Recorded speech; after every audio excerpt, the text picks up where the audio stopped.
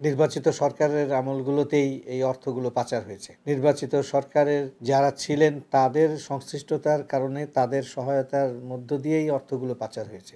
এখন আমাদের দেশে এমন কোনো বিশাল পরিবর্তন হয়ে যে গেছে বলে আমি দেখছি না, যে আমাদের রাজনৈতিক সংস্কৃতি পরিবর্তন হবে, সামাজিক সংস্কৃতি পরিবর্তন হবে, এরকম কিছু আমি দেখছি না। এই সরকার আপনার প্রথম এসে যেরকম বিদেশে অর্থ পাচারের ব্যাপারে, সেগুলো ফেরত আনার ব্যাপারে যেমন তোড়জোড় শুরু করেছিল, টাস্কফোর্স ইত্যাদি গঠন করলো, তারপরে কিন্তু আর এটার কোনো খবর দেখা যাচ্ছে না।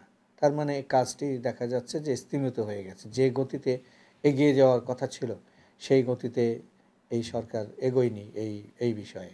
এখন রাজনৈতিক সরকার আসলে এই জিনিসটা যে খুব বেশি বেগবান হবে এমন বিশ্বাস করতে আমার একটু কষ্ট হয়।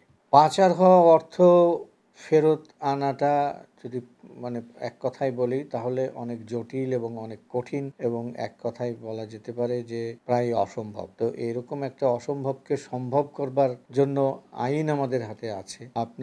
আমাদের দেশে আছে mutual legal assistance request act, যেটাতে বলা হচ্ছে যে বাইরের কোনো দেশে যদি অর্থ পাচার হয়ে থাকে বা এমনকি কেউ সম্পদ অর্জন করে থাকে, তাহলে সেইটা আনা যাবে। সেইটা আনতে গেলে সে প্রক্রিয়াটা হচ্ছে যে আমাদের আদালত থেকে একটা অর্ডার নিতে হবে, সেইটাকে ক্রোক কিংবা ফ্রিজ করতে হবে অথবা বাজেয়াপ্ত করতে হবে। সেই আদেশটা ওই দেশে কার্যকর করতে হবে। ওই দেশে কার্যকর করতে গেলে এখান থেকে এটার প্রসিডিওর হচ্ছে যে স্বরাষ্ট্র মন্ত্রণালয়ই হচ্ছে আপনার উপযুক্ত কর্তৃপক্ষ এখানকার, তাকে পাঠাতে হবে। তার মাধ্যমে স্বরাষ্ট্র মন্ত্রণালয়ে ওই অর্ডারটা দিলে স্বরাষ্ট্র মন্ত্রণালয় থেকে আবার সংশ্লিষ্ট দেশের উপযুক্ত কর্তৃপক্ষের কাছে পাঠাবে। উপযুক্ত কর্তৃপক্ষ আবার যেই জায়গায় পাঠানোর দরকার, যার কাছে কাজ, যিনি এটা এক্সিকিউট করবেন, তার কাছে এটি পাঠাবে। সুতরাং প্রক্রিয়াটা একটু জটিল। এতে গেল আইনি কাঠামো। আইনি কাঠামো আমাদের আছে, কিন্তু কাজটা হচ্ছে যে দুটো দেশের সাথে পারস্পরিক নেগোসিয়েশনের ব্যাপার।